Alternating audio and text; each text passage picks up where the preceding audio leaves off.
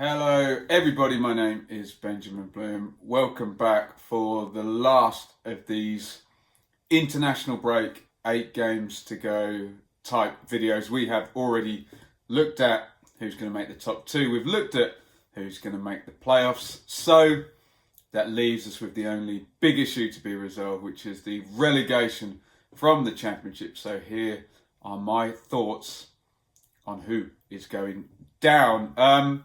We're really down to a bottom 6, even with Birmingham's points deduction. They look far enough above for none of that to really make any kind of difference. So I'm going to work from the bottom up, the bottom 6 teams, and we will try and figure out which 3 are going down. And really, when you look at it, we're only talking about 1 spot left, because Ipswich, as much as it pains me to admit, Ipswich are gone. They're in 24th, 3 wins all season, 12 points behind, inferior goal difference, and it looks like D-Day, if things stay roughly as they are, is going to be the 19th of April at Preston. But if the gap grows even bigger, which is obviously a possibility, it could be as early as the 13th. Ipswich basically in an extended 5-month pre-season at the moment. Contracts in the works and starting to get organised for next season. So I know the BBC put a tweet out that humorously didn't include Ipswich in their relegation battle. Well, I'm not going to include Ipswich in it either, because they are gone. In 23rd place is Bolton. So they were saved at the last. Another HMRC winding up petition came in this past week. But with the fat lady just about to sing, there's another bidder who's prepared to take on the debt. And Bolton have a stay of execution until April the 3rd, when we get the next hearing. So whoever the bidder is going to be getting their dots in a row, and everything's sorted then. And I believe there was a deadline for... if a club was, God forbid, liquidated, a deadline for points being absolved, that will pass by April the 3rd. So it's not going to have any effect on the league table, even if Bolton do go into administration with their new owner. I don't know what kind of deal they're going to strike there. Bolton isn't as hopeless a case as Ipswich is. They're really hanging on to what they did at the start of the season, because if they hadn't done that, they aced their first 4 games. 10 points in the first 4 games for Bolton, 3 wins and a draw. Since then, they have actually been as bad as Ipswich, and that early run has kept the Trotters viable. They are 8 points off safety, but worst goal difference in the league. They lost 5-2 at Wigan in the last game. And I think they lost 6 at Hull earlier in the season. So a couple of those, and it really screws with your goal difference massively. Their remaining opponents, reasonable mix. 2 from the top 2, 2 from the second quartile, 3 from the third quartile, which are the plum games. We've said all along, you want to be playing teams who are 13th to 18th. They've got less to play for than anybody else, and there is chances of getting results there. Only 1 relegation 6-pointer left in there for Bolton. That comes against Ipswich, I think, April the 6th. So reasonable mix. Their form, 6 points from the last 8. 2 wins in there, but basic maths says replicating that 6 from the last 8, they're not really going to be anywhere near. So I'm going to put Bolton, let's put them out of the conversation as well, and assume that Bolton are not going to drag 2 teams down into that relegation mire. Let's now look at these interesting ones, because we've got 4 teams within 3 points of each other, 22nd, 21st, 20th, 19th. We've got Rotherham, Reading, Millwall and Wigan. So this is where it gets really, really interesting. Rotherham are 22nd with 36 points.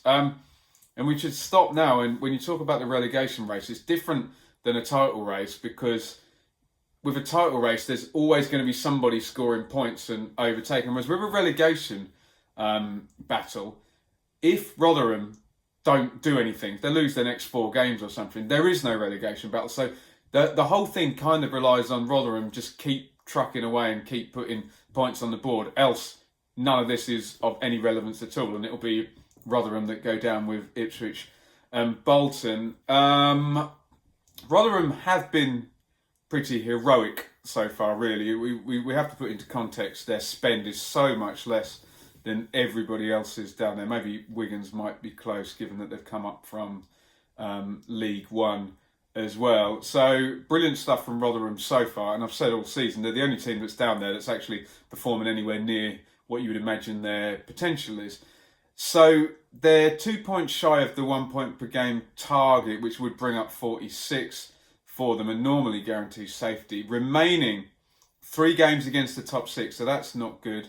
2 games against the second quartile, 3 the plum games we talked about, so that matches what Bolton had in the third quartile, and no bottom 6 pointers left for Rotherham. They are all gone. The good news for Rotherham is that they are in good form. They finally got their first away win at QPR. I don't know, was it this? It would have been midweek, a couple of weeks back. 10 points in the last 8, 2 wins, 4 draws, and the only 2 defeats were against Sheffield United and Norwich. So you would say Rotherham are in good form.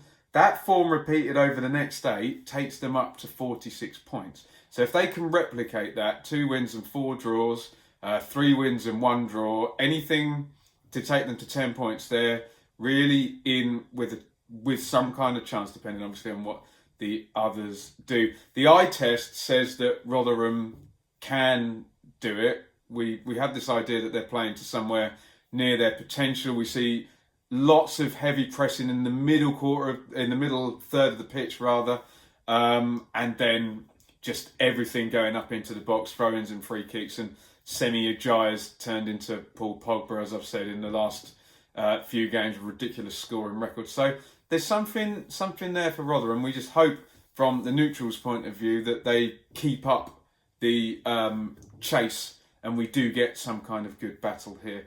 So that's Rotherham. Reading are 1 point above them on 37. They're 1 clear of the line, and they've got 5 up on Rotherham on the goal difference there, which may make a difference. My question with Reading is, have they had their bounce already? And will they now regress from where they've got to? So Jose Gomez joined just before Christmas. In comes Miazga, Martinez and Oliveira right through the middle of the team. And since then, they've picked up 6 draws and 4 wins. The wins all very tight, all by 1 goal. All late goals as well. 87th minute against Forest, 86th against Blackburn, 90th against Ipswich, and 97th minute against Wigan. So, depending on how you look at it, they're either showing lots of character and sneaking these games late, or they're getting a little bit lucky with the timing of some of these goals. Looking at their opponents, no bottom 6 ties. They seem to all be out, apart from a couple remaining. 3 top 6 teams to play for Reading. 3 in the second quartile, so 6 out of their 8 games against top half teams for Reading, 2 against the third quartile. Look, their form is good. 12 points from the last 8, 3 late victories. So if they replicate that, they'll be well safe, because it will be 49 points, and that would mean Rotherham would need 50, which is going to be a very, very high total there. Just the eye test isn't great on Reading, to be honest. The victories against Ipswich and Wigan were massively against the stats, as in the chance creation was well against Reading. It was only some good finishing and some late goals, and it sums up Ipswich and Wigan really, because games they should have won and they didn't, and that's why they're down there. The other big factor is that Nelson Oliveira did his hamstring after scoring against Ipswich, and he was supposed to be out for the whole season, but there's some indication he might be back with 1 or 2 games to go now. But he's a key man for them, and he'd already put 3 goals on. So Reading's not cut and dried, because there's an argument that they won't produce the form that they've just produced in this past 8 games. Millwall in 20th are on 37 points. So brilliant last season, right up in the second quartile. Big struggle this season, and they've had these 7 cup games across the campaign on top of their league commitments. They're with Reading tied on 37, so they're 1 point above Rotherham. They are the only team, however, in the bottom 6 with a game in hand. So they've got more opportunities than everybody else, but the game in hand doesn't come until April the 30th, which is jammed in just before the last weekend of the season, and it's at home to Bristol City, who may or may not still be on a playoff push by then. So it's not like they can do much with it. Now, here's the rub for Millwall. The remaining opponents, 4 top 6 teams left to play. That's not good for the Lions. 1 in the second quartile, 3 of what I call the plum teams, 13th to 18th. 1 bottom 6 team, and they are away to Wigan on the final day, which could be monumentally big at that point. Especially given if you have a team chasing those 2, that team knows that one of them's dropping points on the final day, and that could be key. Millwall's form is pretty troublesome, to be honest. 2 wins and a draw over the last 8, so 7 points in 8. Although the 2 wins were quite impressive, actually. Away at Derby and Birmingham, different style than we saw last season. Low block, counter-attack, and nicking the goals and clean sheets in there. Extrapolate all that up, you're only adding on another 8 points, which does land them only on 45. So in the most basic maths test of take the last 8 games and mirror it onto the next, Millwall aren't looking good. They're looking the worst of the teams remaining. I've always said, when we talk about the eye test, that Millwall can always score, and I'm probably not the right guy to do the eye test, because the last 3 Millwall games, I've actually seen Millwall have won all of them. So I've seen Millwall at their best. We know they're capable of scrapping and attacking set plays, they're very strong. But then again, so are Rotherham. So do they have the upper hand on the Millers? Who knows there? Who knows? Let's move on to Wigan, who are the final team in there in 19th. You can draw a bit of a parallel with Bolton, and they started well, but they started much better than Bolton because they took their momentum from League One, and it was the first 13 games were brilliant for Wigan. 20 points in those first 13 games. They'd probably be somewhere in the playoffs if they kept that up. And then 19 points in the next 24. So a huge drop off, and a really big, ugly disparity between home and away here. 33 points at home, 6 points away. Opponents coming up is a reasonable mix for Wigan. 2 from the top 6, 3 from the second quartile, 2 from the third quartile, and that 1 bottom 6 game, Wigan versus Millwall, last game of the season. And like Millwall, they got 7 points in the last 8. But there were 5 games against relegation rivals in that time. So you could argue that they should have picked up more. But what they did well in that period is they only lost to Reading in those games. They got 2 draws and a win in the other 3 games, which meant that there was only 1 3-point swing against them. You know, in these 6-pointers, you can really do damage, and Wigan didn't let that happen.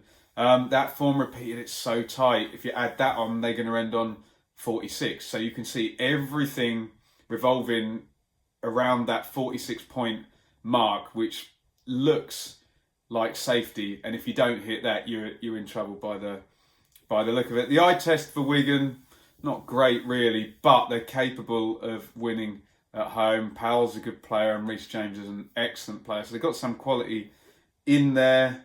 And just if it goes down to the last day, Wigan are in a good spot because they're at home to Millwall. Their destiny will be in their hands against a bottom 6 rival and with that good home record. So, look, it's really tight. It's very hard for me to come out and give any kind of prediction. In summary, Ipswich are down. Bolton are as good as down. The basic predictions have Millwall going down. Millwall 45, Rotherham 46, Wigan 46 and Reading 49. But you can justify a downturn for Reading now compared to the last 8 games. There's no Oliveira, and some of those victories were stat busting. They were, especially the one against Wigan, they had many less shots and many good chances and won in the 97th minute. So you can justify a few points off Reading. It's just a question of who's going to put those extra points on themselves, and Millwall have that extra game, so there's more opportunities for them. I think my heart would like to see Rotherham survive because, like at the top of the table where there's no parachute teams in the top 3 at the moment. Be nice to see a League One team on a League One budget, rather, not a League One team, but a team that came up from League One on such a small budget. I know obviously Wigan came up, but they're FA Cup winners and a former Premier League team very recently, whereas Rotherham's a bit different. Who knows? Who knows? Who knows? Wigan don't do well in their away games. They're in trouble. Reading regress like I think they're going to be. They're in trouble. Millwall, who knows how it's going to play out. Really, really difficult one to call. So I will put it to the comments. Who do you think is going into that last spot? The stats seem to say Millwall, but there could well be a downturn for Reading.